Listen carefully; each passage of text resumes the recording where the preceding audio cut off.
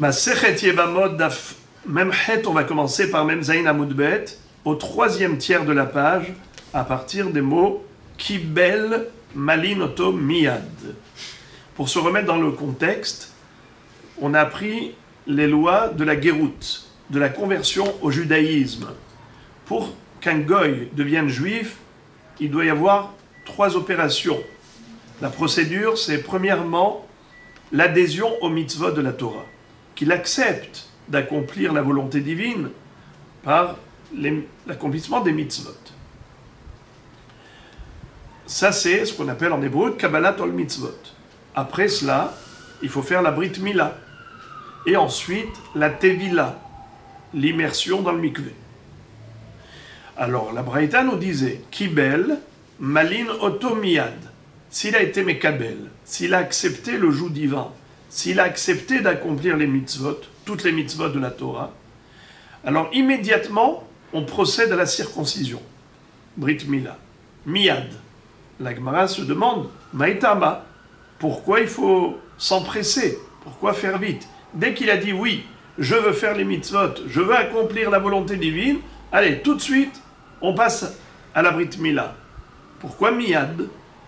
Cet empressement, nous dit la Gemara, parce que Shahouye mitzvah, lomashhinan. On ne fait pas attendre la mitzvah. Dès que la mitzvah se présente, il faut l'accomplir.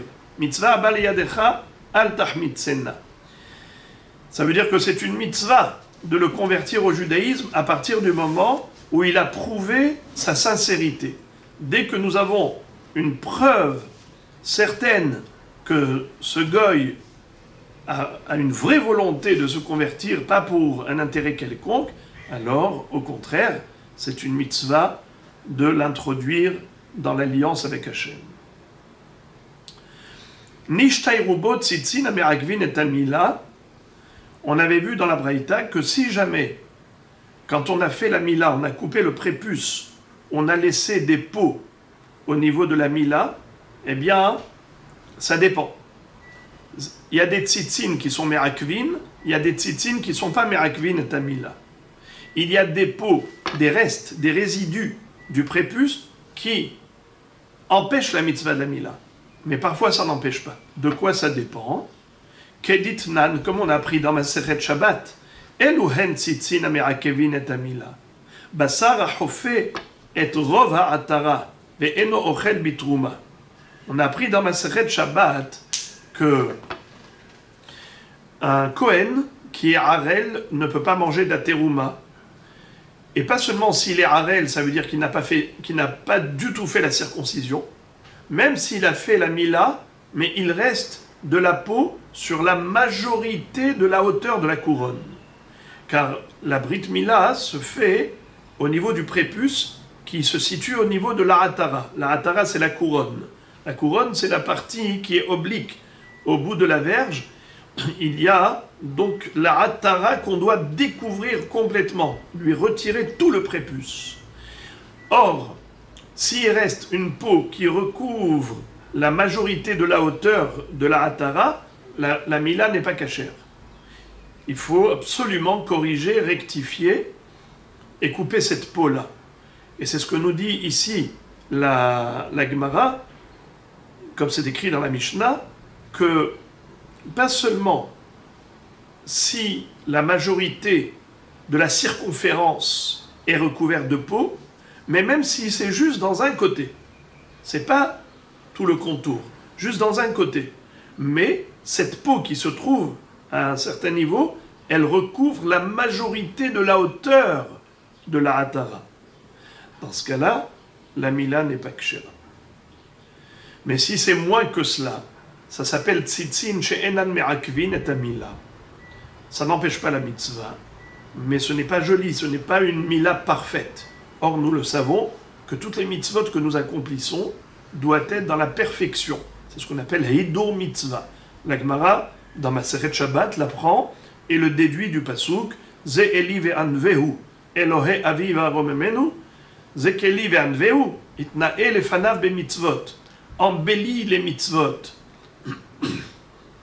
Tzitzit na'a, suka na'a, lulav na'e, sefer Torah na'e. Donc même la Mila doit être doit être bien faite. Nitrapé, matbilim otomiyad.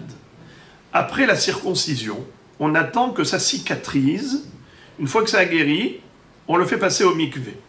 La Gemara déduit nitrapé in, lo nitrapé, lo maïtama. C'est seulement s'il a guéri qu'on le fait passer au mikvé. Sinon, tant que ça n'a pas cicatrisé, alors non, pourquoi pas. Mais shum de maya, marzu maka. Parce que l'eau empêche la cicatrisation.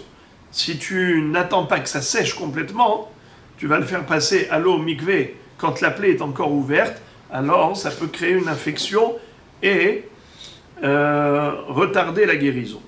C'est pour cela qu'il faut attendre que vraiment ce soit cicatrisé, guéri, et là on le fait passer au mikvé.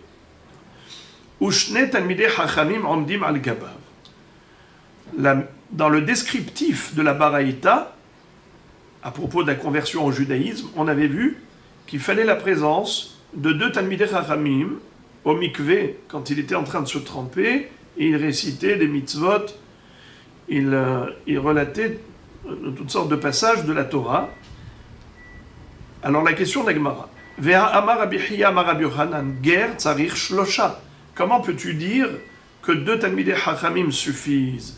Mais pourtant Rabbi Yochanan a dit qu'il faut absolument 3 dayanim. Pour que ce soit une bonne guéroute, il faut que ce soit fait au sein d'un beddin, puisque c'est écrit mishpat. Si c'est mishpat, il faut 3 dayanim.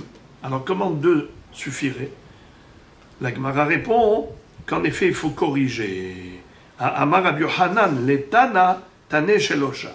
Il y avait un homme qui récitait par cœur les baraïtot devant Rabbi Yochanan. Rabbi Yochanan lui dit corrige cette baraïta. C'est pas 2 Talmidei Chachamim, mais 3. Comme pour un jugement où il faut 3 dayanim. La Gemara demande, plutôt, d'abord, la Mishnah. Taval ve'ala, areu ki Israël echol devarav. On avait vu dans la Braïta que, après la Tevila, après que le guer est sorti de l'eau, il est considéré comme un juif à part entière. Pourquoi préciser areu ki Israël echol devarav? Il est considéré comme juif pour tout, à part entière. Mais quel est l'intérêt de préciser cela? Il est juif, il est juif. Pourquoi tu dis areu ki Israël lechol devarav? Le hidouche, les ma'il cheta, c'est pour t'enseigner la halakha suivante.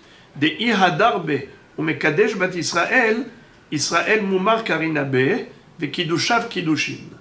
C'est pour nous dire que si jamais ce guerre a regretté d'être devenu juif, et après sa conversion, il a regretté, il a décidé de redevenir goy, et après être devenu, à ses yeux, lui pense qu'il est redevenu goy, il a pris une bague, il a dit à une fille juive, Hare'at mekudeshet li betaba'at zo, eh bien, cette femme-là, elle est mekudeshet. Elle ne pourra pas aller se marier avec un autre homme, car elle est déjà mariée à ce guerre. Pourquoi? Nous avons une règle. Un goy peut devenir juif, mais un juif ne peut pas devenir goy. Ça veut dire que son statut ne va pas changer. C'est pas parce qu'il a décidé d'épouser une autre religion que, chas shalom, il n'est plus juif. Israël afalpi shehata, Israël ou un juif, même s'il a fauté, et même s'il a décidé de tourner le dos au judaïsme, ça ne changera rien au niveau de son statut. Et puisqu'il est considéré comme juif, eh bien les kiddushin sont kiddushin. C'est un juif momar, Israël momar, c'est un renégat, mais c'est un juif.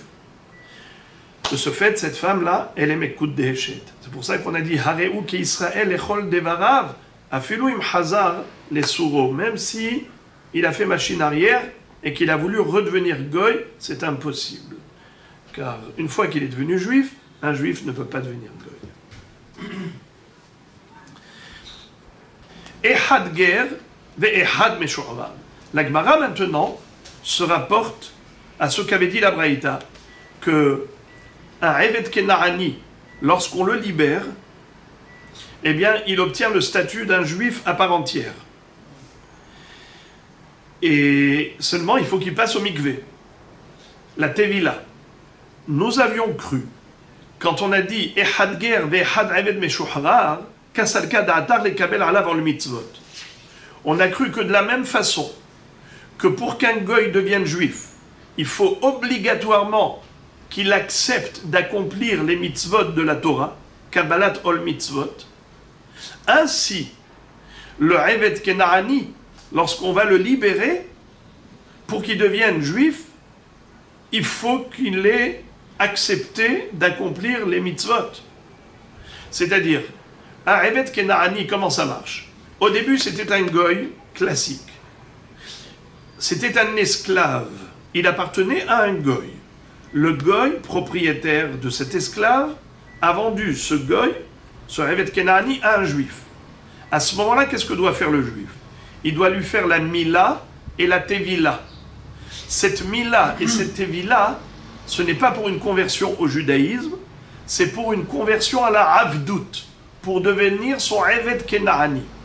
Et d'ailleurs, à ce moment-là, il obtient le statut, lequel?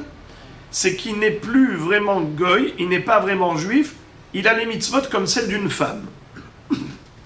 Toutes les mitzvot qu'a la femme, le Eved Kenaani l'a également. Sauf que la femme, elle est juive, elle a un statut, tandis que lui n'a pas le statut de juif. D'ailleurs, il ne peut pas épouser une juive.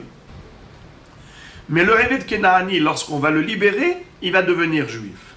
Mais à condition de le passer au mikvé. Il faut qu'il passe au mikvé. Maintenant, ce que la Gemara a cru, c'est que quand on va le libérer, on va lui écrire, voilà, on donne un get shehrour. Get shehrour, c'est comme pour une femme. Pour la divorcer, il faut donner un get. Ainsi, pour libérer un Eved Kenaani, il faut écrire un get shehrour, un acte de libération. Mais ça ne suffit pas pour qu'il devienne juif. Il faut le passer au mikvé. Et la Gemara a cru maintenant que non seulement qu'il faut qu'il passe au mikvé, mais en plus, il faut qu'il accepte toutes les mitzvot de la Torah. Et sinon, non, il ne va pas devenir juif. Il n'est pas obligé d'accepter tout ça. A priori. Et donc, de ce fait, il ne deviendra pas juif s'il n'accepte pas les mitzvot. Parce que la Braïta, quand elle a dit « Ehad ger ve'ehad eved meshuhrar », ça veut dire que c'est pareil, les deux sont égaux, équivalents. À quel niveau ils sont équivalents? A priori. C'est que de la même façon que pour un goy qui deviendrait juif, un guerre, eh bien il faut milat, vila, kabbalat ol mitzvot. Pareil, un Eved Kenaani qui est mishtahrer, qui va devenir juif, eh bien il y a eu la mila, maintenant tevila et kabbalat ol mitzvot. La Gemara va poser une grande question sur cette compréhension. Elle dit Urminu, pourtant on a appris le contraire dans la baraïta suivante. Qu'est-ce qui est écrit? Bame devarim amorim beger, aval be'eved meshuhrar, eno tzarich lekabel. Qu'est-ce que ça veut dire? La baraïta nous dit, quand est-ce qu'on a dit que la kabbalat ol mitzvot est indispensable? C'est uniquement par rapport à un guerre. Un goy qui veut devenir juif, il faut qu'il s'engage à accomplir les mitzvot de la Torah. Mais pour un Eved Meshuhrar, un Eved Kenaani que l'on libère, il n'a pas besoin d'être Mekabel en mitzvot pour devenir juif. Il avait déjà les mitzvot comme celle d'une femme, il avait déjà fait la Mila, il avait fait même la Tevila de Avdout, il avait été Mekabel, c'est-à-dire il a eu les mitzvot comme celle d'une femme. Et maintenant, on le passe au mikvé, on le libère, on le passe au mikvé, mais on n'a pas besoin qu'il dise « j'adhère au judaïsme ». Il deviendra juif malgré lui.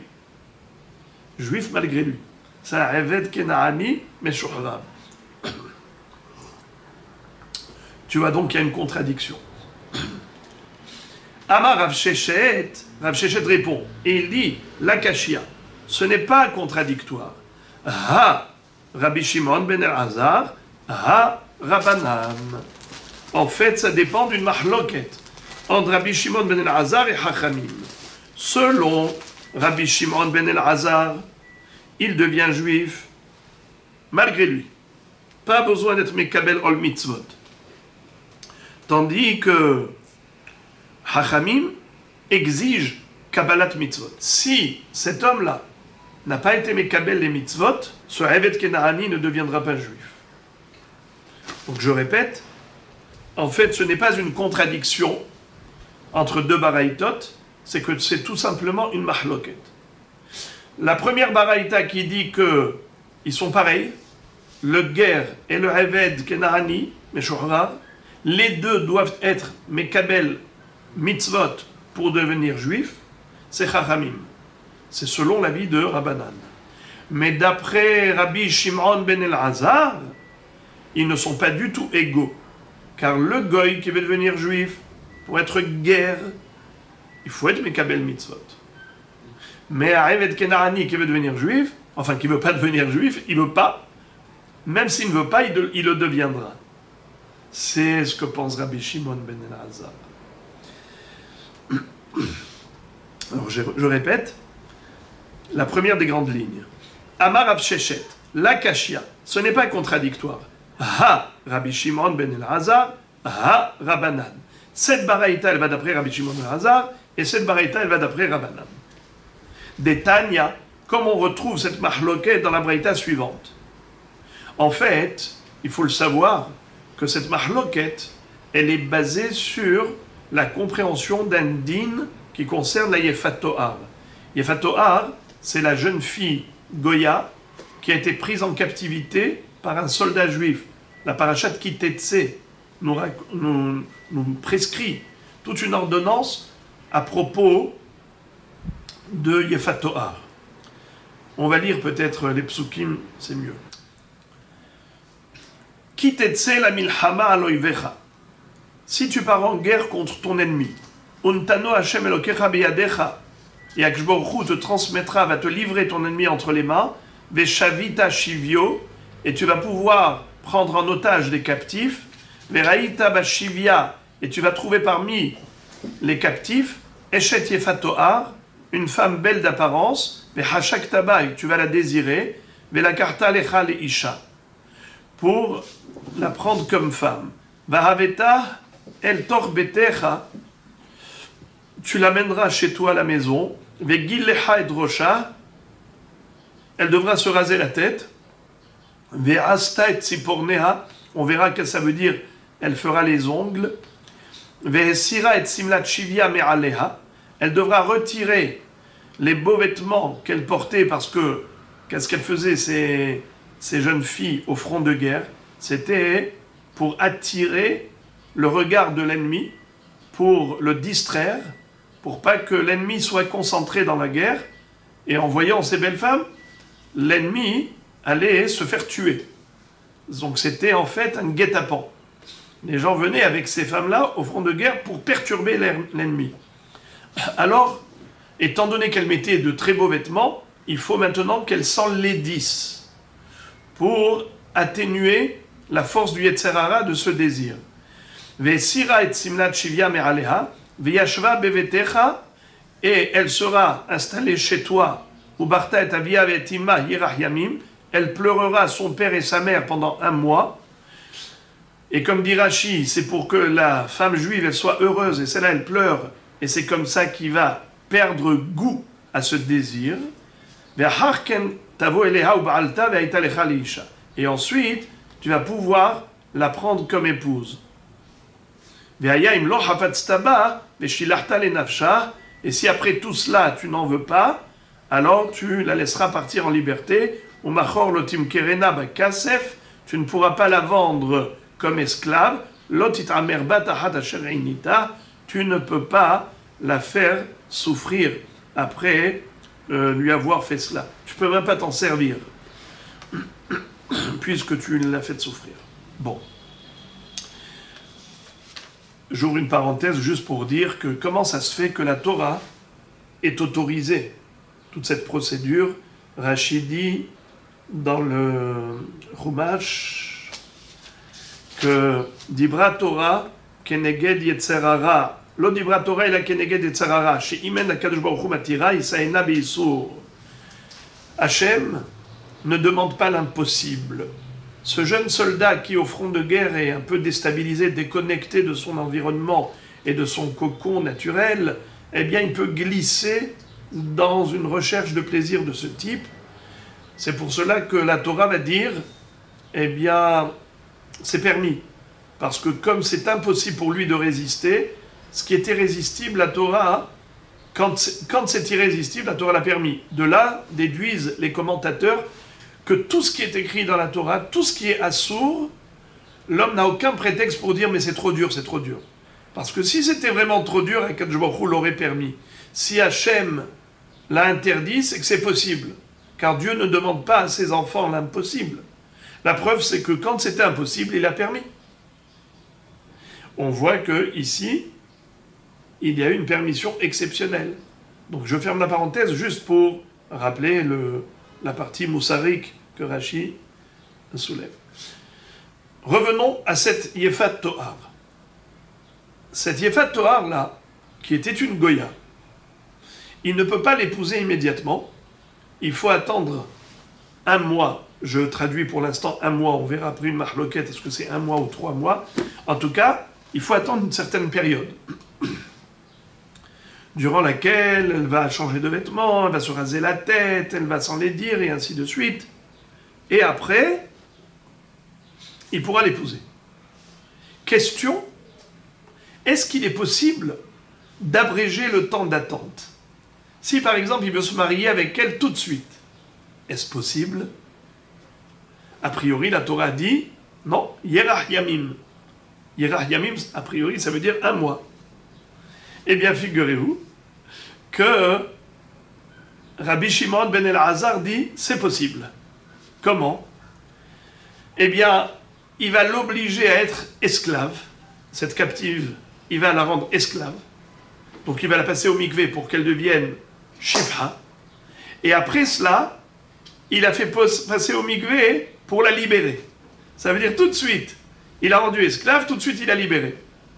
Et quand il a libéré, qu'est-ce qu'elle est devenue? Juive. Une fois qu'elle est devenue juive, il peut lui demander sa main. Ça veut dire que tout ce que la Torah a dit qu'il faut attendre et attendre, c'est parce que elle est Goya. Et maintenant, il faut attendre tout le procédé. Mais si elle devient juive, eh bien tout va bien. Et comment il peut la rendre juive si elle ne veut pas être juive? Eh bien il peut la rendre juive malgré elle. Comment la rendre malgré elle? L'astuce, c'est de la rendre d'abord shifha et ensuite la libérer. Ce qui veut dire que, d'après Rabbi Shimon ben El-Hazar, même si elle n'accepte pas les mitzvot, elle peut devenir juive malgré elle. Tandis que Hachamim disent non. Si elle adhère aux mitzvot, alors en effet, ce monsieur aura abrégé le temps d'attente. Mais il faut qu'elle se convertisse au judaïsme de bon gré. La rendre shivha et ensuite la libérer, et tout cela sans qu'elle ait accepté les mitzvot, ça c'est impossible pour Hachamim. Et c'est comme ça qu'on va répondre à la contradiction. Là, Baraita qui a dit que un Eved Meshuchrar c'est comme un guerre. Comme un guerre, il faut Kabbalat mitzvot. Ainsi, le Eved Meshuchrar, il faut Kabbalat mitzvot. Ça va d'après Hachamim. Mais la Braïta qui a dit qu'on n'a pas besoin de Kabbalat al mitzvot, il y a un distinguo à établir entre guerre et Eved. Le guerre, il a besoin de Kabbalat al mitzvot. Mais le Eved Kenani n'a pas besoin de Kabbalat al mitzvot. Dès qu'on est Meshaharer Oto, il devient juif malgré lui. Ça, c'est Rabbi Shimon ben El-Hazar. Alors, on va le relire dans le texte. Détania, deuxième des grandes lignes. Détania, Ubarta et Aviavetimah. Velakarta lecha leisha. Après toute la période, tu pourras te marier avec elle. Bamidvarim amurim shelo kibela alea. Aval kibela alea, madbila ou mutar ba miyad. Quand est-ce que il faut attendre 30 jours et ensuite il pourra la prendre? C'est seulement si elle n'a pas accepté les mitzvot. Aval kibla aleha. Mais si elle avait accepté les mitzvot de bon gré, matbila ou mutarba miyad, il a fait passer au mikvé, il a converti, elle est juive, il peut la prendre directement. Rabbi Shimon ben Elazar omer, afal pi shelo kibla alea, kofa umadbila leshem shifhut, vechozer umadbila leshem shihrur, umeshahrera umutar bah miyad. Rabbi Shimon ben Elazar dit, même si elle n'a pas accepté les mitzvot, il l'oblige, il a fait passer au mikvé pour devenir shifha. Vechozer umadbila leshem shihrur. Et après, il l'oblige à passer au mikvé pour être libéré. Umeshahrera, il lui écrit le get shihrur, umutar bah miyad. Et immédiatement, il aura le droit d'aller avec elle. Amar Rava, Maïtama de Rabbi Shimon ben Elazar. Rava maintenant va nous démontrer, plutôt nous présenter la démonstration de Rabbi Shimon ben Elazar. Quelle est sa référence pour affirmer que la guéroute qui passe par la Avdout ne requiert pas une adhésion vraiment au judaïsme de la part du Eved. Pour un goy qui veut se convertir au judaïsme, il faut une adhésion, il faut une volonté vraiment d'accomplir les mitzvot de la Torah. Mais pour un Eved Kenaani, pour le rendre juif, on n'a pas besoin de son acceptation des mitzvot. C'est ce que pense Rabbi Shimon ben Elazar. Contrairement à Hachamim qui disent qu'il n'y a pas de différence entre un goy et un Eved Meshouhra. Les deux ont besoin d'adhérer. Sur quoi s'appuie Rabbi Shimon ben Elazar pour établir ce distinguo? Amar Rava, Maïtama de Rabbi Shimon ben Elazar. Réponse. Dirtiv, Kol Eved Ish Miknat Kasef. Il est écrit à propos du Korban Pesach, Vechol Eved Ish Miknat Kasef, ou Malta Oto Azyochalbo. Tout esclave d'un homme, Miknat Kasef qui a été acheté avec de l'argent, ou Malta Oto, tu lui feras la Mila, Azyochalbo, et ensuite pourra manger Korban Pesach. J'ai traduit littéralement. La Gemara pose la question, Eved Ish, Velo Eved Isha, quoi, c'est seulement si c'était l'esclave qui appartenait à un homme, et quoi, s'il appartenait à une femme, ce ne serait pas le même din? Évidemment que c'est le même din. Il n'y a pas de différence, il n'y a aucune logique de distinguer entre Eved Shel Ish ou Eved Shel Isha. Donc pourquoi la Torah écrit Vechol Eved Ish? Elle aurait pu écrire Vechol Eved. Alors le pirouche est le suivant. Et la Eved Ish atamal be'al korho, ve'i atamal ben Ish be'al korho. Je vais vous donner le deuxième pirouche de Rashi. Eved Ish et ben Ish. Il faut rajouter le mot shehu. Eved shehu Ish, ben shehu Ish. Le mot Ish ne se rapporte pas au propriétaire. Eved shel Ish, l'esclave d'un homme. C'est pas comme ça qu'il faut comprendre le pasuk. C'est Eved shehu Ish, un Eved qui est Ish. Qu'est-ce que ça veut dire? Ish, ça veut dire un adulte. Un katan ne s'appelle pas Ish. Alors on veut nous dire que un Eved qui est adulte, même s'il est adulte, majeur et vacciné, on peut lui imposer la Mila, on peut lui imposer la Avdout, la Mila, la Tvila, qu'il veuille ou pas. C'est comme ça que Rabbi Shimon ben Elazar pense qu'on peut lui imposer. Par contre, un homme qui se convertit au judaïsme, il ne peut pas prendre son fils avec lui de force. Ben Sheu Ish. Si l'enfant est majeur, impossible de lui imposer la conversion au judaïsme. Il faut que ce soit une adhésion volontaire. Alors voilà comment Rabbi Shimon ben Elazar a compris cette halakha. D'où il a déduit, c'est ça la référence.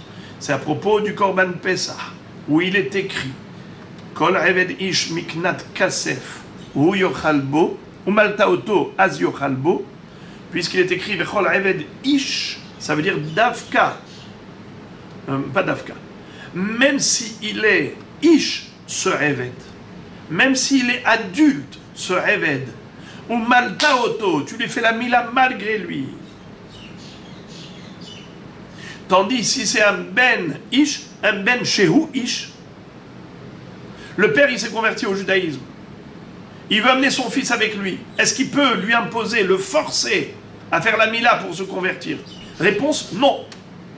Un ben shehu ish, tu ne peux pas lui imposer la mila et la conversion. C'est comme ça que Rachid donne en tant que deuxième pirouche. Je vous le lis. La shon aher ve'ikar. Eved ish hachika amar. Eved shehu ish. Afal pi shehu gadol u ben da'at. Umalta oto ba'al korho. Ve'i atamal ben shehu ish. ger הבא להתגייר, אין לו כוח למול את בנו הגדול בעל כורחו. דגבי בנים כתיב, הימול לו כל זכר, ולא כתיב בהו איש. דגבי עבד כתיב איש למעוטי בן. Voilà, donc on a trouvé la référence sur laquelle s'appuyait Rabbi Shimon ben Elazar pour dire qu'on peut convertir au judaïsme un Eved Kenaani malgré lui, même s'il n'adhère pas au mitzvot. On lui donne le get shihour et on le fait passer au mikvé et il devient juif. Alors maintenant, la Gemara pose la question, elle dit Vera Banan, comment ça se fait que Hachamim ne sont pas d'accord avec Rabbi Shimon ben Elazar et ils distinguent et ne distinguent pas entre Eved Meshuhrar et Ger, et ils disent que même un Eved Meshuhrar, pour qu'il devienne juif, il faut qu'il accepte les mitzvot. Pourtant, nous voyons que c'est écrit Eved Ish, pourquoi ils ne font pas la même dracha?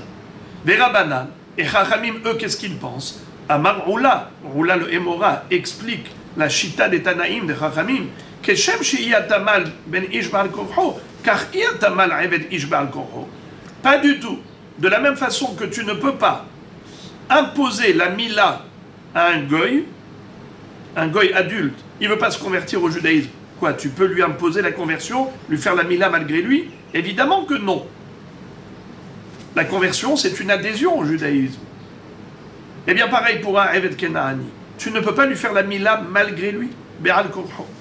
Alors la Gemara pose la question, elle dit Ela active kol Eved Ish. Alors dans ce cas-là, qu'est-ce que Hachamim vont faire avec ce pasouk où il est écrit Vechol Eved Ish? Pourquoi la Torah a rajouté le mot Ish? On aurait pu écrire Vechol Eved. Réponse Haou Mibael Eleg de Shmuel. C'est pour l'enseignement de Shmuel. De'amar Shmuel, Shmuel nous a enseigné Hamafkir Avdo Yatsa Lahirut Ve'eno Tsarir Get Shehrur. Quelqu'un qui n'a pas libéré son Eved, il a abandonné. Quelle est la différence entre libérer son Eved ou l'abandonner? Le libérer, c'est un acte, c'est une transaction. On écrit dans le get, Areata ben Horin, et il lui donne le get dans la main. À ce moment-là, le propriétaire du Eved Kenaani va faire cet acte de le libérer. Tandis que Mafkir Avdo, c'est pas qu'il libère le Eved, c'est que lui se retire de sa propriété. Il abandonne, et quand il n'est plus propriétaire, automatiquement le Eved est libre. Ça veut dire que c'est une conséquence, ce n'est pas direct. Quelle est la différence? Le résultat est le même. La différence, d'après Shmuel, c'est qu'on n'a pas besoin d'écrire un get. On n'a même pas besoin d'écrire un acte de libération si on a dit qu'on est mafkir. Je répète, Damar Shmuel ha-mafkir avdo yatsa lahirut ve'eno tsarir get shehuru.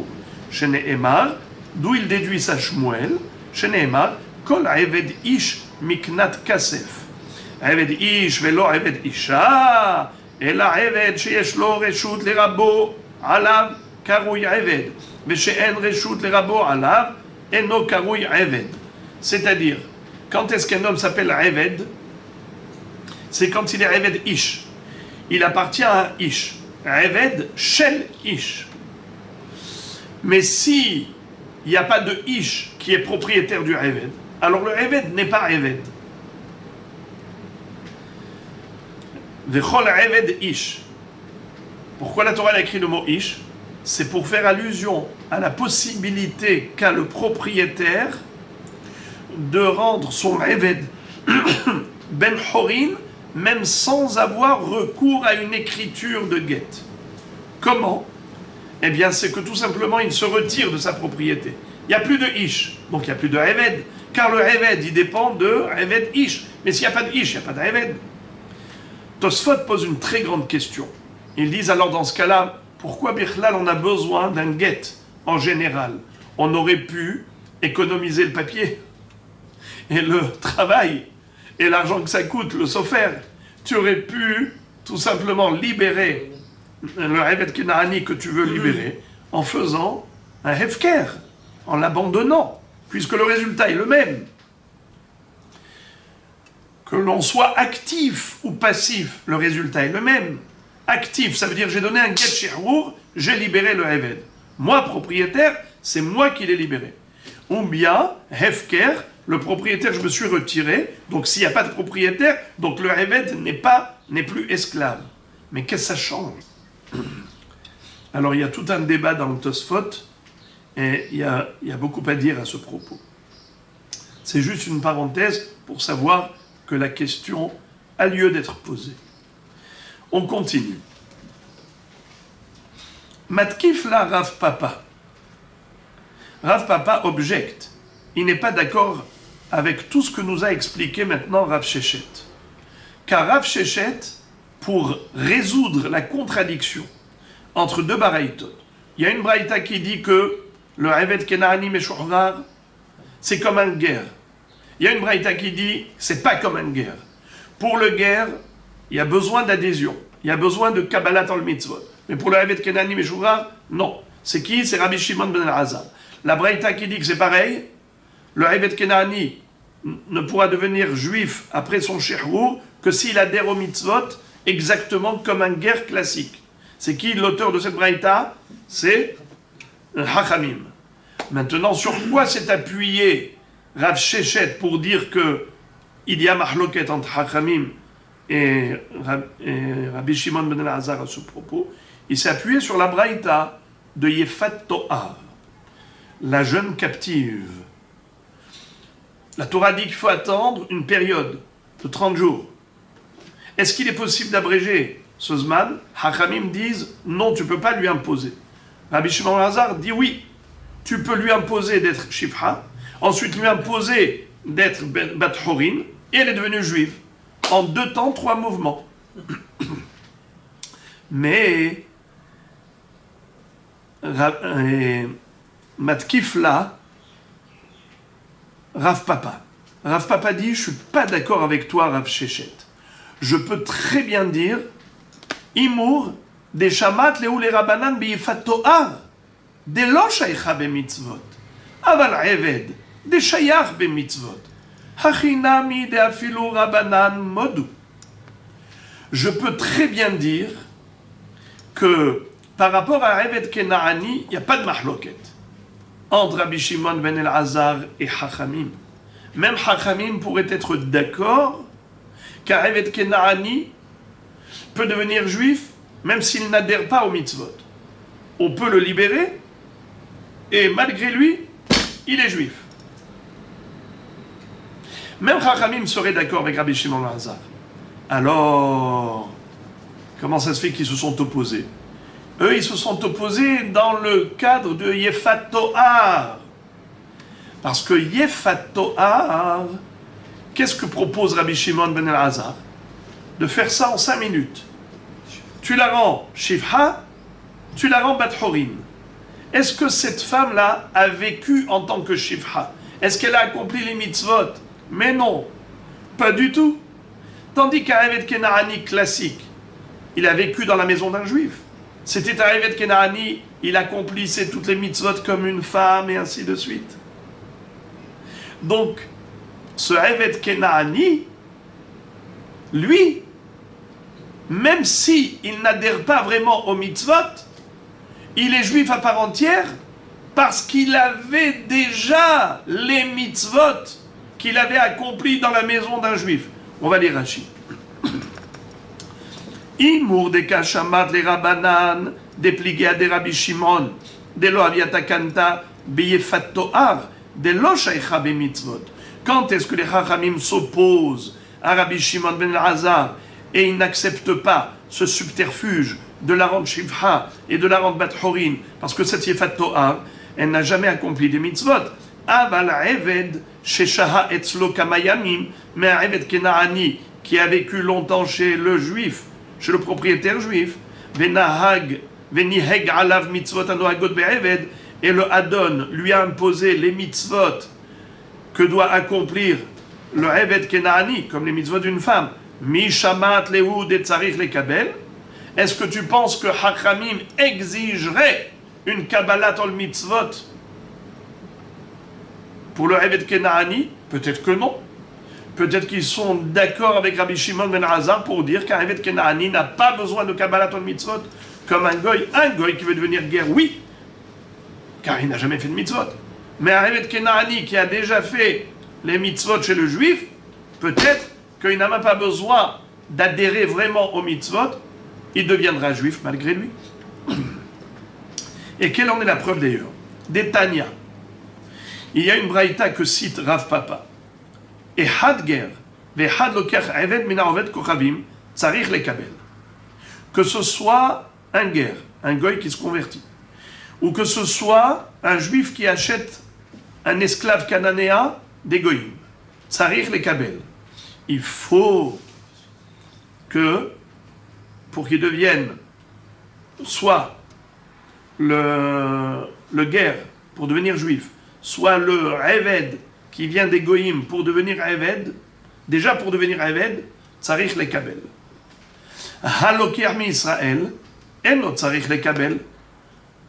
Mais si tu achètes un Eved Kenaani d'un autre juif, on n'a pas besoin qu'il soit Mekabel à nouveau chez le nouveau juif. Mané, c'est qui l'auteur de cette baraïta? I Rabbi Shimon ben Elazar, ha'amar lokir mina oved kochavim nami, eno tzarich lekabel. C'est sûr que c'est pas Rabbi Shimon ben Elazar l'auteur de cette baraïta. Car dans cette baraïta, il est écrit que celui qui achète un Eved Kenaani chez un goy, il faut qu'il soit Mekabel. Mais Rabbi Shimon ben Elazar, qu'est-ce qu'il avait dit? Que non. On avait vu. Kofa ou Matbila, les Shem Shifhut. Donc même au début, quand on achète le goy, on achète un Eved Kenaani chez un goy, pour Hachamim, il faut qu'il soit Mekabel. Pour Rabbi Shimon ben Elazar, l'autre Tzarich. Et là, la Vrabanat, c'est Hachamim qui exige qu'il soit Mekabel. Ushma mina. De l'okeh mina oved kochavim tzarich lekabel, aval l'okeh mi Israël eno tzarich lekabel. Ça veut dire que Hachamim te disent clairement que d'un juif à un juif, on n'a pas besoin qu'il soit Mekabel. Pourquoi? Parce qu'il a déjà été Mekabel la première fois. C'est-à-dire,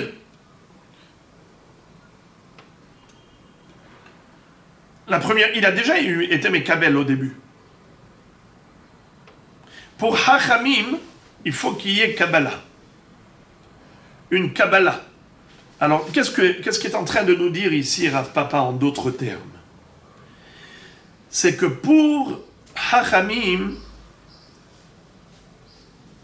au début, quand on achète un Eved Kenaani chez un goy, il faut que ce Eved Kenaani accepte d'accomplir les mitzvot comme celle d'une femme.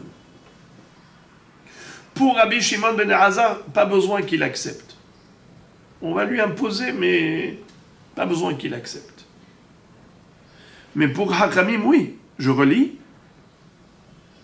Betania et Hadger, Vehad Lokech Eved, Mina Oved Kochavim, Tzarich lekabel.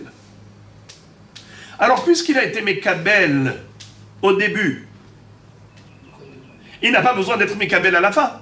Voilà pourquoi même Hachamim pourrait être d'accord avec Rabbi Shimon ben Elazar qu'un Eved Kenaani, au moment du Shihrour, il n'a pas besoin d'être Mekabel. C'est par rapport au nom de la femme.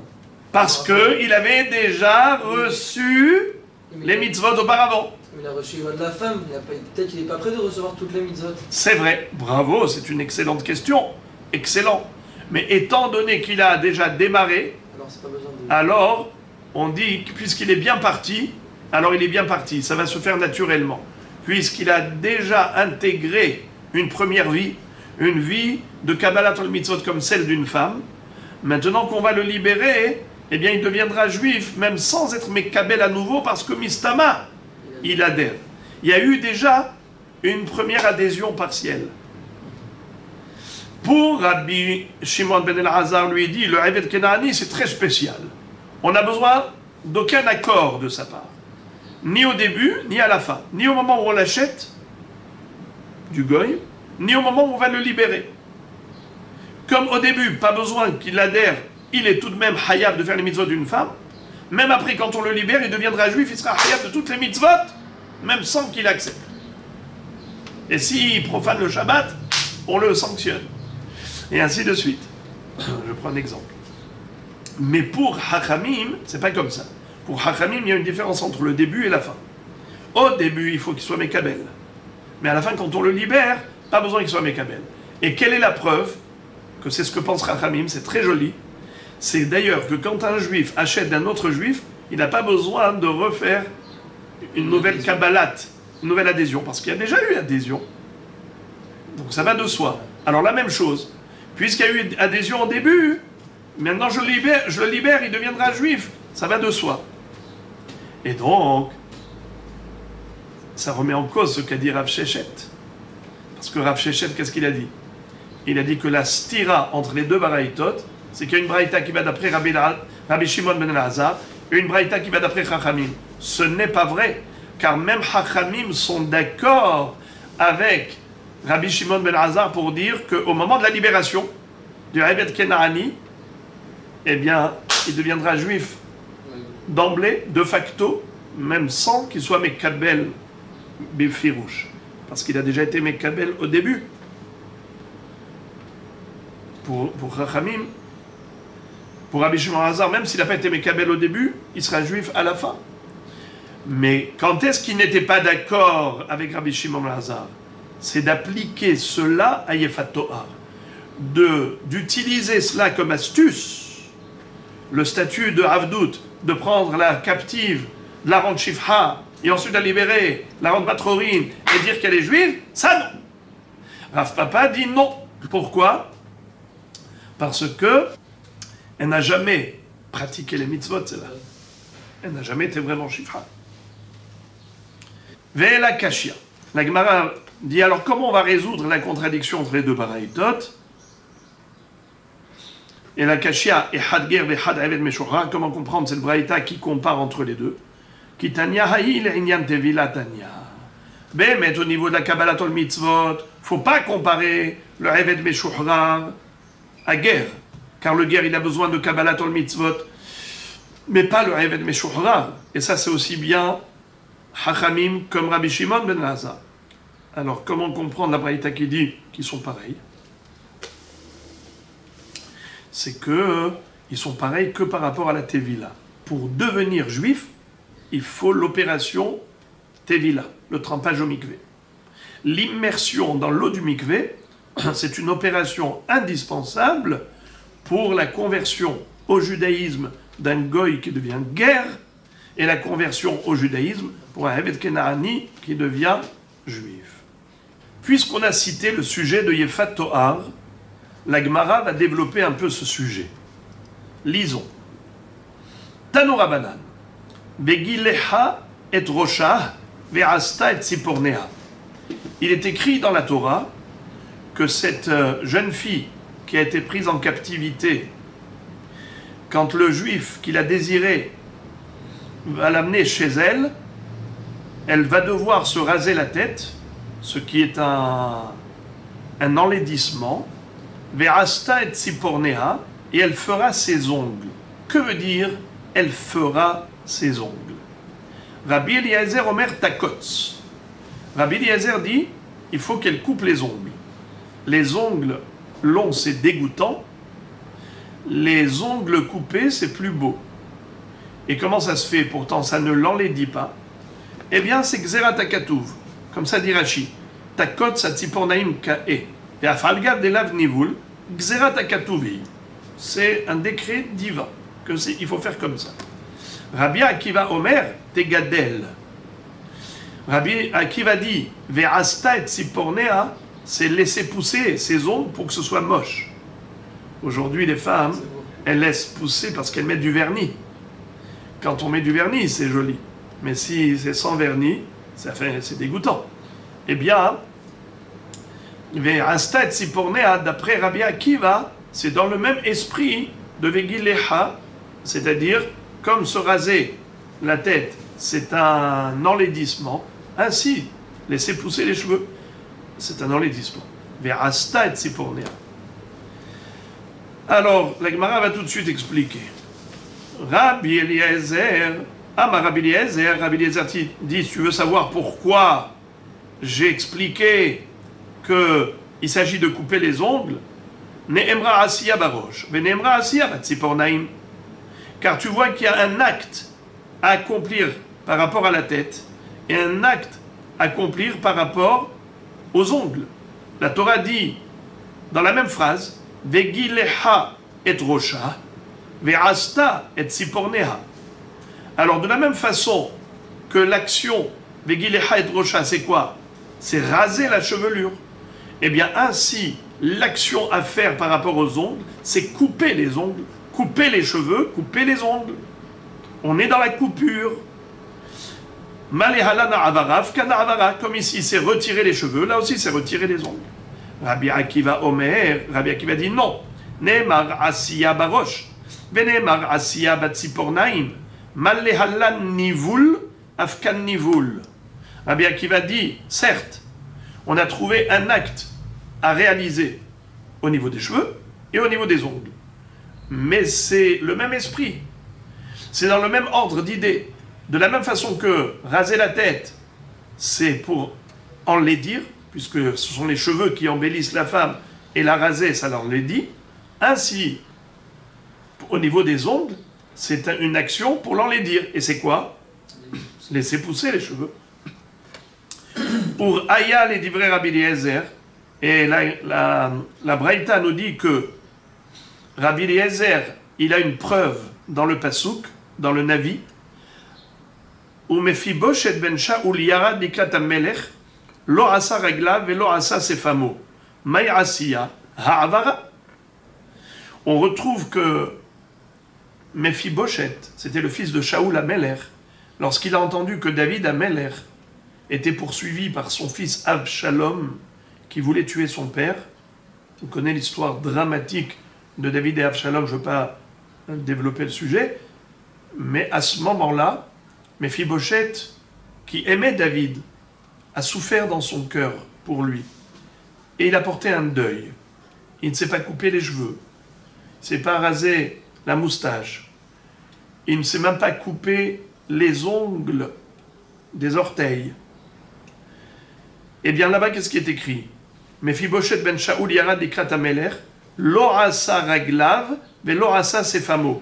Il n'a pas fait les pieds, et il n'a pas fait la moustache. Qu'est-ce que ça veut dire il n'a pas fait les pieds? Rashi explique, lo kitsetz tziporne raglav. Donc tu vois que Rabbi Eliezer a raison de dire que ve'asta et tzipornea, c'est quoi ve'asta? C'est coupé. Bien là aussi, c'est coupé.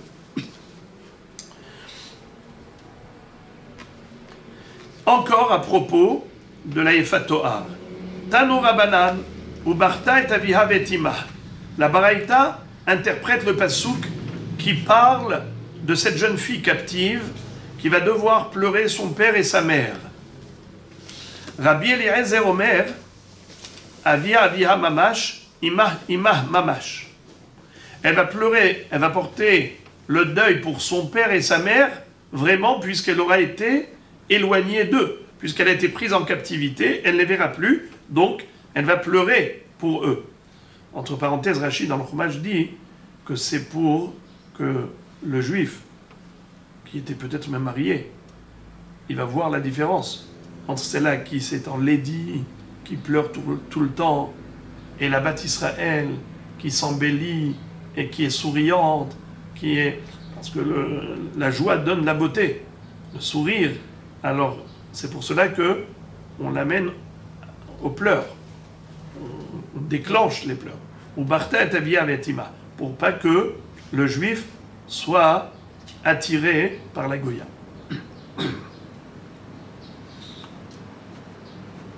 Rabbi Akiva Omer, Aviha ve'ima zo avodah zara. Rabbi Akiva dit, qu'est-ce que ça veut dire? Elle va pleurer son père et sa mère. C'est les idoles. Les idolâtres fabriquaient des statues. Et après, ils les idolâtraient. Il y avait une statue en pierre. Zéha était ma mère. Une statue de bois. Toi, tu es mon père. Il l'enlaçait, il l'embrassait. C'était la folie de la avodah zara. Il y avait toutes sortes de philosophies. Ils pensaient que ça attirait des forces supérieures et ainsi de suite. En tout cas, c'est ça ce qu'elle doit pleurer. Et Rivan, dans Tosfot, explique que ça veut dire elle va pleurer pour la avodah zara. Il faut qu'elle pleure pour regretter d'avoir fait avodah zara. Comme ça dit Tosfot. Del Rabbi Akiva tzricha shetirpor ba avodah zara kodem shetiba'en lo. Il faut d'abord qu'elle renie l'idolâtrie avant que le juif l'épouse. Combien de temps elle va pleurer, on a dit? Yerach Yamim. Yerach Yamim, Yerach Shloshim Yom. C'est quoi Yerach Yamim? C'est un mois. Comme Yareyach, la lune. Quel est le Zman du parcours lunaire? C'est un mois. 15 jours, elle progresse. 15 jours, elle régresse jusqu'à disparaître. C'est le Chodesh. Yerach Yamim. Mais Rabbi Shimon ben Elazar n'est pas d'accord. Il dit Tish'im Yom. Rabbi Shimon ben Elazar omer Tish'im Yom. 90 jours. Sur quoi il s'appuie? Il dit Yerach Shloshim. Déjà, Yerach, c'est 30 jours. Yamim, Shloshim. Ad Chodesh Yamim. Yamim, ça fait allusion à combien? À 30 jours supplémentaires. Ve'achar ken tavo eleha u'b'alta. La Torah dit, et après cela, et après ceci, tu iras avec elle. Selon la traduction, après cela, ça veut dire après tout le procédé, après tout ce processus, là tu pourras la prendre comme femme. Mais Rabbi Shimon Lazar, il fait une dracha, il dit c'est quoi? Ve'achar ken. Achar ken. Ken, ça veut dire comme cela, 30 jours, encore 30 jours. Donc, Yerach, 30 jours. Yamim, 30 jours. Ve'achar ken, encore 30 jours. Achar ken. Après, ken. Ken, ça veut dire la même chose. Ça fait encore 30. La Gemara pose une question, elle dit, pour Ima, Yerach shloshim, Yamim shloshim, ve'achar ken kihane. Ravina pose une grande question. Matkif la Ravina. Ima, je peux dire que Yerach, c'est 30 jours. Yamim, c'est 30 jours. Ça fait combien en tout? 60. Ve'acharken kehane. Et quand tu dis Ve'acharken, c'est autant que cela. C'est combien? 60 et 60, ça fait 120 jours. Tu aurais dû dire qu'il faut attendre 120 jours avant de l'épouser. Pourquoi tu dis 90 jours? La Gemara dit Kashia. C'est une question qui restera en suspens. Et maintenant, on revient au sujet. Tanoura Banan, Mekaimim Avadim She'enan Mulim, divrei Rabbi Ishmael. Rabbi Akiva Omer, En Mekaimim. Quel est le din si le Eved Kenaani qu'on a acheté ne veut pas faire la Mila comme il se doit? Il refuse. Ça veut dire qu'il ne veut pas devenir même pas mi-juif, parce que normalement, comme j'ai dit, un Eved Kenaani, c'est un mi-juif. Il n'est plus goy, il n'est pas encore juif, parce qu'il n'a plus le statut de goy, il a toutes les mitzvot comme une femme, mais il n'a pas encore le statut de juif. Mais lui, il veut pas faire la Mila, donc même ça, il veut pas. Est-ce qu'on peut le garder en tant que Eved Kenaani? Rabbi Ishmael dit oui. Mekaimim, Avadim, She'enan, Mulim, on a le droit d'acheter un Eved Kenaani et de le garder comme esclave, comme serviteur. Rabbi Akiva Omer En Mekaimin. Rabbi Akiva dit non, on n'a pas le droit de le garder comme serviteur puisqu'il refuse de faire la Mila. Amar, le Rabbi Ishmael. Rabbi Ishmael dit, je vais te démontrer qu'on a le droit de le garder comme serviteur, même s'il refuse de faire la Mila. Quelle est la preuve? Hareu Omer ve'in nafesh ben amatecha. Il est écrit dans Parashat Mishpatim, Sheshet Yamim ta'aseh ma'asecha, ou bayom ha'shevi'i tishbot. Pendant 6 jours tu travailleras, le 7e jour tu te reposeras. Leman yanuach shorecha v'hamorecha, ve'in nafesh ben amatecha ve'ager. Afin que se repose également ton bœuf, ton âne, et même le fils de ta servante et le guerre. Alors, de qui parle-t-on ici? Rabbi Ishmael adresse une objection à Rabbi Akiva. Il lui dit, comment tu dis qu'on n'a pas le droit de garder à la maison un serviteur comme celui-là, un esclave cananéen qui refuse de faire la mila? Pourtant il est écrit, V'inafesh ben amatecha. Il devra se reposer, ton serviteur. Et ben amatecha, c'est forcément un harel. Comme ça dit Rashi, regardez la deuxième ligne de Rashi en haut. Hareu omer v'inafesh ben amatecha v'hai be'eved harel ktiv kedim faresh le kaman. Plus tard, nous verrons dans la Gemara une démonstration comme quoi ce ben amatecha, le fils de ta servante, on parle d'un eved kenaani qui ne s'est pas circoncis. Et pourtant, il est chez toi et il va se reposer le jour du Shabbat. Ça veut dire que tu ne le feras pas travailler Shabbat. Alors pourquoi tu dis qu'on n'a pas le droit de le faire travailler chez nous? On doit s'en débarrasser s'il refuse de faire la mila. Ce n'est pas vrai. Puisque le ben amatecha, on va voir que c'est un harel, un incirconcis, et tout de même, il a le droit de travailler chez nous. Et le jour de Shabbat, on ne le fait pas travailler. Amarlo, Rabbi Akiva a répondu, Belokiach eved ben hashemashot velo ispik la moulo akatu medaber. Eh bien, Rabbi Akiva va dire, il s'agit en fait d'un eved kenaani qu'on a acheté juste avant Shabbat. Donc c'était ben hashemashot, juste avant Shabbat. Donc on n'a pas eu encore le temps de lui faire la mila. Quand est-ce que tu vas lui faire la mila? Pendant Shabbat. Donc pour l'instant, tu attends jusqu'à Motsae Shabbat pour voir s'il veut faire la mila ou pas. Donc ce Shabbat-là où il n'est pas encore circoncis, c'est vrai qu'il est harel, mais tu ne peux pas le faire travailler Shabbat. C'est ça ce que dit la Torah. Ve'inafesh ben amatecha. Très bien. C'est la fin du débat entre Rabbi Akiva et Rabbi Ishmael. Maintenant, la Gemara ouvre une parenthèse et elle dit, d'où vous le savez que ben amatecha, ça parle d'un eved kenaani harel, qui a la orla, qui n'est pas mahoul. Découlé alma mihat, v'inafesh ben amatecha, be'eved harel ktiv, maï mashma. D'où tu le sais? Quelle est la signification? Ça veut dire, d'où tu as déduit que ben amatecha, c'est un eved kenaani harel. Mais peut-être que c'est un eved kenaani mahoul. Réponse. Détania, comme il est écrit dans la braïta suivante, Ve'inafesh ben amatecha, be'eved harel katuv medaber. La braïta te dit, c'est sûr que ça parle d'un eved harel. Et la braïta elle-même, elle ouvre une parenthèse, elle dit, Ata omer be'eved harel, o eno ela be'eved mahoul. D'où tu sais peut-être que ça parle d'un eved mahoul? Réponse. Kesheu omer le ma'an yanuach abdecha va'amatecha kamocha. Hare eved mahoul amour.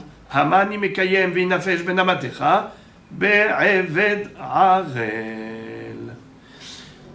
Tout simplement, c'est qu'étant donné que nous retrouvons dans le pasuk les ma'an yanuach shorecha. Pardon.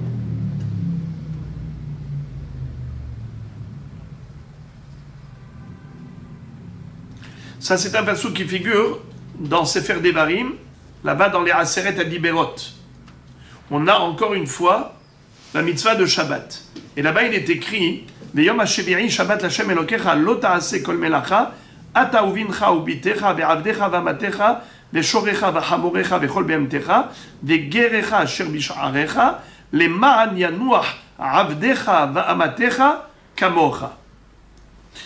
Donc, du fait qu'il est déjà écrit Avdecha, donc Eved Mahoul est déjà écrit, puisque Avdecha c'est Eved Mahoul.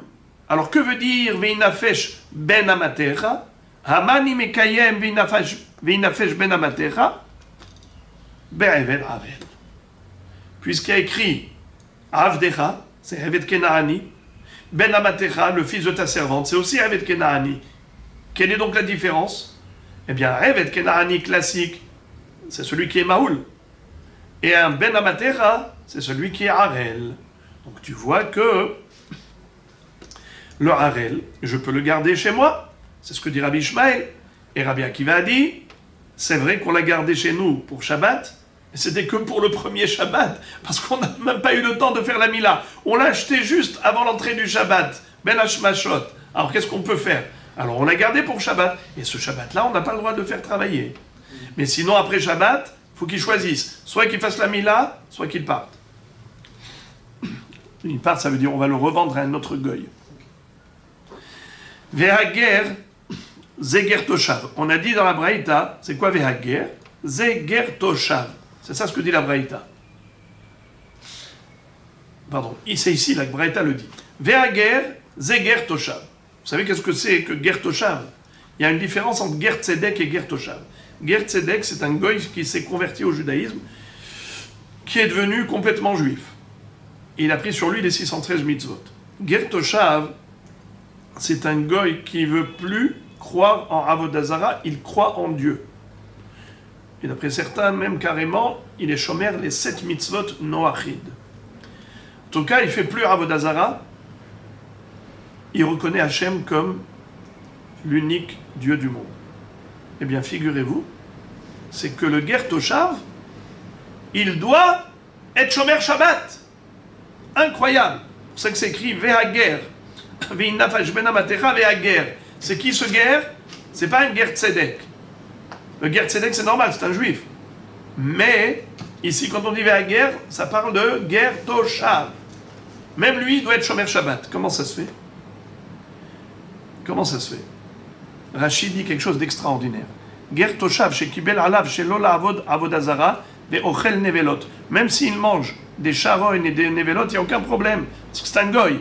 Seulement, il ne fait plus Avodah Zara. Veizhiro akatuv ala Shabbat de mehalel et à Shabbat qui revêt Avodah Zara. Pourquoi Kadosh Baruch Hu impose la Shmirat Shabbat à ce Ger Toshav? Parce que il peut pas faire une chose et son contraire. Il peut pas être kofer ba Avodah Zara et mehalel Shabbat. Dit, je crois pas en la Avodah Zara, je crois en un Dieu unique, Hachem, le créateur du monde. Il est mehalel Shabbat. Mais le Shabbat, c'est le fait d'être shomer Shabbat, ça veut dire que tu crois en Dieu. Et si tu es mehalel Shabbat, ça veut dire que tu ne crois pas que Dieu a créé le monde en 6 jours et que le 7e jour, il a arrêté. Donc, un Ger Toshav qui se veut renier la Avodah Zara, il faut qu'il adhère au Shabbat. Que le Shabbat? Que le Shabbat. Et toutes les autres... Et non, il a le droit de manger des névélotes, il peut manger du non-kachem. Et la Braïta elle-même dit, d'où on sait que guerre ici c'est Ger Toshav, Vehager c'est Ger Toshav, Ata Omer c'est Ger Toshav, ou Noël Ger Tzedek. Peut-être qu'on parle d'un Ger Tzedek. Keshe Omer Vegerecha Asher Bish'arecha, Hare Ger Tzedek Amo, Hamani Mekayem Vehager c'est Ger Toshav. Puisqu'il est déjà écrit Vegerecha Asher Bish'arecha, donc c'est écrit clairement Gercha Asher Bish'arecha. Donc si c'est écrit Gercha Asher Bish'arecha, ça veut dire le guerre qui est dans ta ville. Bish'arecha, ça veut dire dans tes villes. Alors ça fait 2 fois guerre. Dans Parashat Mishpatim, tu me dis Vehager. Dans Parashat Vaet Hanan, tu répètes et tu me dis Vegerecha Asher Bish'arecha. Alors guerre 2 fois. C'est pour te dire que pas seulement le Ger Tzedek, même le Ger Toshav doit être shomer Shabbat. C'est quoi la Ger Tzedek? C'est un juif? Celui qui s'est converti, un goy qui s'est converti au judaïsme, et il est Ger total, qui est un juif normal. Amar Rabbi Yoshua ben Levi, toujours dans le même ordre d'idées. Rabbi Yoshua ben Levi nous enseigne. Alokiach eved min ha'oved kochavim, velo ratza lamul, megalgel imo, ad 12 chodesh. L'omal, choser umochro le'ovdei kochavim. Rabbi Yoshua ben Levi nous dit que quelqu'un qui achète un esclave cananéen des goyim, s'il refuse de se circoncire, alors on peut le garder chez soi pendant 12 mois, il le fait travailler, mais après 12 mois, si il ne s'est toujours pas circoncis, il le revend au goyim. Amroua Rabbanan Kame de Rav Papa Keman, de lo ke Rabbi Akiva, dei Rabbi Akiva, ha'amar, en mekaimin. Alors les élèves de Rav Papa lui ont dit, Rabbeinu, n'est-ce pas que cette baraïta, elle ne peut fonctionner que d'après Rabbi Akiva? Elle ne peut fonctionner que d'après Rabbi Ishmael, pas d'après Rabbi Akiva. Car Rabbi Akiva, qu'est-ce qu'il avait dit? Qu'on n'a pas le droit de garder chez soi un Eved Kenaani qui ne veut pas se circoncire. Maximum un Shabbat, quand il a acheté juste avant Shabbat. Mais pas 12 mois comme on vient de voir. Donc certainement cette braïta ne correspond pas à l'opinion de Rabbi Akiva. Amar Léou Rav Papa, Afilu Tema Rabbi Akiva. Rav Papa leur a dit, Béhémet, on peut dire que cette braïta, elle fonctionne même d'après Rabbi Akiva. Han emilecha de lo pascal emilte. Avalecha de pascal emilte, pasca. Qu'est-ce que ça veut dire? Il est fort possible que, quand est-ce que Rabbi Akiva interdit de garder chez soi un Eved Kenaani qui n'a pas voulu se circoncire, c'est seulement si le Eved Kenaani, depuis le début, lui a dit, écoutez, vous voulez m'acheter, mais moi je ne fais pas la circoncision. Pardon. Si au début, il n'a pas dit non, c'est après qu'il a refusé. Alors dans ce cas-là, Rabbi Akiva dit, on ne peut pas le garder celui-là. Mais si depuis le début, il s'est arrangé avec lui, il lui dit, moi vous m'achetez, vous n'allez pas me circoncire, dans ce cas-là, il a le droit de le garder même s'il n'est pas circoncis. Comme ça dit Rashi. Rashi dit comme ça. Echa delo pascal emilte, delo kibel me'olam leitgayer, velo pasak migeyuto. אבל אחד פסקה למילתה בשעת לקיחתו ונתפייס להתגייר ואחר כך חזר בו מגלגלין שמה יחזור ויתרצה. לשון מורי. Qu'est-ce que ça veut dire? הנמילה אחד לא פסקה למילתה אבל אחד פסקה למילתה פסקה. Rashi donne deux pirouchim qui sont contradictoires. Le premier au nom de son maître et après un autre pirouche. Le maître de Rashi a dit comme ça. Echad delo pascal emilte. Quand est-ce qu'on dit qu'on n'a pas le droit de le garder? C'est lorsque le goy, depuis le début, dit « Je ne veux pas me convertir, je ne veux pas faire la mila ». Si au début, au début il avait dit « Oui, je suis d'accord de faire la mila ». Mais après, au moment de faire, il a dit « Non, non, non, j'ai peur, je ne veux pas ». Alors celui-là, mais Galgelin, chez Mayarzor Bitratse, on peut le garder 12 mois, parce que peut-être que finalement il va accepter. Mais si après 12 mois il est toujours dans son refus, là il faut le revendre à l'égoï. Lishna Harina, un autre pirouche de Rashi. Han emile de en mekaimin, echadelo pasak lemilte. Chez mekaimin stam. Aval echade pasak, de amarlo areni megalgel imcha yudbet chodesh. Veim lo tamu lemkorotra. Motar de Avegabé Sachir Be'alma. Quand est-ce qu'on a dit que En Mekaimin, on ne peut pas le garder chez soi? C'est lorsque on n'a pas convenu avec lui. Avalecha de Passak, mais si depuis le début, il lui a dit, écoute, je vais te garder pendant 12 mois, je te laisse un délai de 12 mois. Si pendant ces 12 mois, tu fais la Brit Mila, très bien. Sinon, je te revends. Alors dans ce cas-là, il a le droit de le garder. Pourquoi? Parce que depuis le début, c'est pas comme un Eved Kenaani, c'est comme un Sachir. C'est comme un employé qui est payé à l'heure. C'est pas comme un Eved Kenaani. Donc il peut jouer avec pendant 12 mois. Puisque depuis le début, il y avait un délai. Mais s'il a pris Stam, eh bien il faut tout de suite qu'il s'exécute. Sinon, dans ce cas-là, il n'a pas le droit de rester avec lui.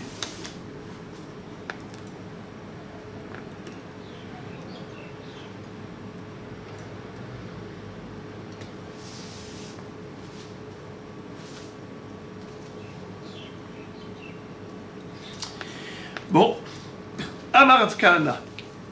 Rav Kahana raconte Ki amrita lishmata kame de Rav Zevin minardea amarli. Iachi, qui a marlé Rabbi Akiva belokiach Eved ben Hashmashot lishaneleha. Rav Zevi de Néardé a posé une grande question. Il a dit, si c'était vrai qu'il y a une différence entre l'histoire des 12 mois, ou bien celui qui ne peut même pas garder un petit laps de temps, pourquoi ça dépendait de la convention avec lui, de l'accord. Pourquoi est-ce que quand Rabbi Ishmael a posé la question à Rabbi Akiva, il lui a dit, mais c'est écrit, Veinafesh ben amatecha, on a le droit de garder même un esclave qui est Harel, qui n'a pas fait la Mila. Il aurait dû lui répondre, le passou qui parle, dans le cas où l'opascal est milté. Puisque maintenant tu me dis, parfois tu peux le garder 12 mois. Parfois tu ne peux pas le garder 12 mois. Donc il aurait pu lui dire, voilà, comme dans le cas des 12 mois où c'est permis, il aurait pu lui répondre ça. Que s'il est resté chez lui 12 mois, eh bien il ne peut pas le faire travailler pendant le Shabbat. Pourquoi il n'a pas donné cette réponse? La Gemara dit, Hadam itreta meka'ama. Behemet, il aurait pu lui donner cette réponse, mais il lui a donné une autre réponse. Quand j'ai deux réponses, je ne suis pas obligé de te donner les deux, si une suffit. Donc il lui a parlé du fameux cas où il a acheté juste avant Shabbat, qu'il n'a pas eu le temps. Shalach Rabin, Mishmed Rabbi L'Aï. Un jour, Rabin a envoyé une halacha au nom de Rabbi L'Aï. Vechol Rabotai Amrouli Mishemo. Et tous mes rabbanim me l'ont dit en son nom. Quelle halacha? Ezeu Eved Harel Shemutar le Kaimo.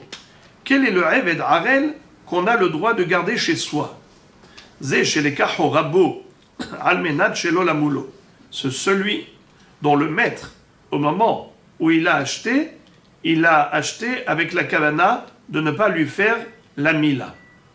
Amruha Lishmata, Amrua Rabanan, Kamed Rav Papa, Keman, de Rabbi Akiva. Les élèves ont dit à Rav Papa encore une fois, cette baraïta, c'est sûr qu'elle ne peut pas fonctionner d'après Rabbi Akiva, puisque Rabbi Akiva a dit qu'on n'a pas le droit de le garder. Et ici, qu'est-ce qu'on a dit? Que s'il a convenu avec lui de ne pas faire la mila, il peut le garder. Marlou Rav Papa a fait l'utema Rabbi Akiva. Rav Papa dit non, cette baraïta, elle peut marcher même d'après Rabbi Akiva.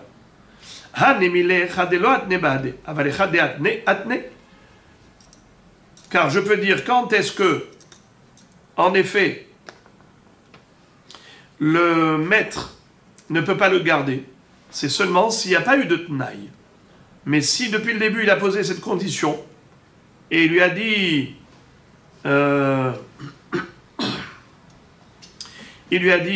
non je ne veux pas, et c'était un tnaï qui était depuis le début, eh bien, atne. Encore une fois, quand est-ce que Rabbi Akiva dit qu'on n'a pas le droit de le garder s'il n'y a pas eu de convention entre eux depuis le début? Mais si depuis le début il lui a posé cette condition, il lui a dit je vais travailler chez toi mais tu ne fais pas la mila, eh bien ça marche. Il peut le garder. Amar Rav Kahana Amrit Alishmat Akamed Rav Zevid Minerdea. Rav Kahana raconte que quand il a répété cette halacha, cette réponse-là de Rav Papa devant Rav Zevid, Amarli, et Achi, si c'est vrai ce que dit Rav Papa, alors pourquoi Rabbi Akiva n'a pas répondu de la sorte? Qui a amarlé Rabbi Akiva belo kacheved ben hashmashot, belo explique la moulo, l'ishane leha? Pourquoi Rabbi Akiva il a été répondre à Rabbi Ishmael en disant que le pasuk benafesh ben amatecha, il parle de quelqu'un qui a acheté un Evet Kenaani juste avant Shabbat. Il aurait pu lui dire, le pasuk qui parle d'un cas où il avait fait un tnaï avec lui. Et quand il pose une condition, le Evet Kenaani a dit à son maître juif, je ne veux pas que tu me fasses la mila. Tu as dit que même Rabbi Akiva est d'accord, que ça marche. Il a le droit de le garder même sans faire la mila. Alors il aurait dû lui donner cette réponse. Qu'il faut tout de même, Veinafesh, le laisser reposer Shabbat, ne pas lui donner des travaux pendant Shabbat, pendant tout le temps où il travaille chez lui, puisqu'il est possible d'avoir un Evet Kenaani à Harel chez soi. Pourquoi il avait besoin de lui dire qu'il a acheté juste avant Ben Hashmashot? Il aurait pu lui dire, il a acheté en faisant un tnaï, en posant une condition qu'il ne fasse pas la mila. Il lui a dit, Ultamir, lishne lehach. Il lui a dit, d'après toi, il aurait pu donner l'autre réponse. C'est-à-dire, pourquoi cette réponse? Pourquoi tu choisis ta réponse? Eh ben, pourquoi pas la réponse qu'a donnée Rabbi Akiva? Et là, hadmitre utlata mekama. Rabbi Akiva, il avait 3 réponses dans son sac, il en a choisi une. Et s'il avait choisi une autre, tu aurais dit pourquoi il a choisi celle-là. Maintenant, la Gemara raconte une histoire. Yativ Rabbi Hanina bar Papi, et Rabbi Ami, et Rabbi Yitzchak Napaha, Kil'ad et Rabbi Yitzchak Napaha.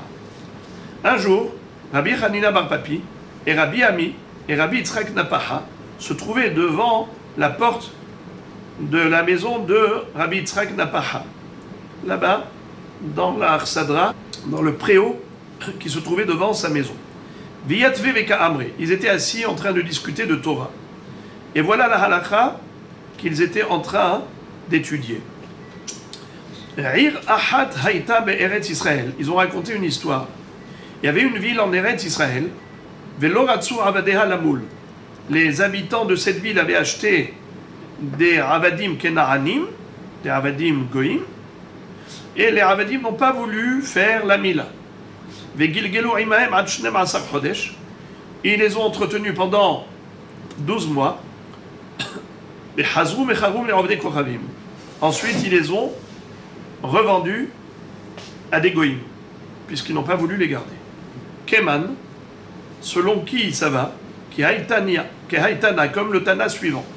Des Tanya, comme il est dit dans Braïta, Halokech Eved, Minaroved Kochavim, Velorat Salamoul, Megalgel Imo, Hachnem Asaf Chodesh. Celui qui achète un Eved des goïms, et donc il a refusé de faire la Mila, eh bien il peut l'entretenir chez lui pendant 12 mois. L'homme mâle, si même après 12 mois il refuse, Hoser Mochro, les Ovde Kochavim, eh bien il faut qu'il le revende au goïm. Rabbi Shimon ben el-Azar Omer, En mashihin oto be'eretz Israël, mipene hepset ta'arot. Rabbi Shimon ben el-Azar, c'est intéressant qu'on le retrouve plusieurs fois dans ce daf. Lui, il dit que c'est seulement en Chutz La'aretz, c'est là où tu vas pouvoir jouer avec ça. C'est-à-dire 12 mois, tu attends patiemment qu'il fasse la Mila. Après, s'il refuse, tu le revends à des goïms. Mais c'est seulement en Chutz La'aretz. Mais en Eretz Israël, tu ne le laisses pas chez toi. Même pas peu de temps. Pour quelle raison? Mi pene hefsed taharot. Premièrement, c'est parce qu'il risque de toucher la terouma. Et la terouma, elle est kodesh. Si elle devient tamée, il faut la brûler. Le Kohen n'a pas le droit de manger la terouma tmea. Il faut la brûler si elle est devenue tmea. Il faut faire très attention qu'elle ne devienne pas tamée. Or, si on a quelqu'un de tamé qui circule parmi nous, il va la rendre tamée. Le goy, il a un statut de zav. Comme ça dit Rashi. Hepset ta'arot shemetame ta teruma berovet kochavim gazro alav shiye tame kezav lechol devarav. C'est-à-dire que les hachamim ont décrété que le goy soit considéré tamé comme un zav. Et donc, il ne faut pas qu'il circule parmi nous. Celui qui n'a pas fait la Brit Mila, la Mila, il va toucher la Terouma, il va la rendre Tmea. Donc en Eretz Israël, c'est là où on a la Terouma. En Chutz La'aretz, il n'y a pas de Terouma. Alors voilà pourquoi, première raison pourquoi il ne faut pas le garder, même pas peu de temps. Deuxième chose, Ube'ir asmucha la sfar en machin oto kol ikar. Et si on est dans une ville qui est proche de la frontière, ce qu'on appelle sfar, c'est Krach Hamavdil ben Eretz Israël et Eretz Ha'amim. Il y a des villes qui sont frontalières d'Eretz Israël. Eh bien là-bas, il ne faut même pas le laisser, même pas un petit moment. Pourquoi? Shema Ishma Davar, Veyelech Veyomar Havero Oved Kochavim. Car, en habitant si proche de ses coreligionnaires, il va entendre les secrets des Juifs, il va aller tout de suite vendre les Juifs. Ça veut dire qu'il peut causer des attentats contre les Juifs, parce qu'il se trouve ici, chez les Juifs, et il habite juste à côté des Goïms. Donc tout ce qu'il va entendre ici, tout ce qu'il va voir, il va aller délivrer des secrets aux ennemis, et ensuite il peut venir attaquer, Chas v'Shalom, à Israël. Donc il ne faut même pas le garder, ne serait-ce qu'un laps de temps très court. S'il refuse de faire la Mila, c'est qu'il ne veut pas du tout adhérer, on le revend à des Goïms.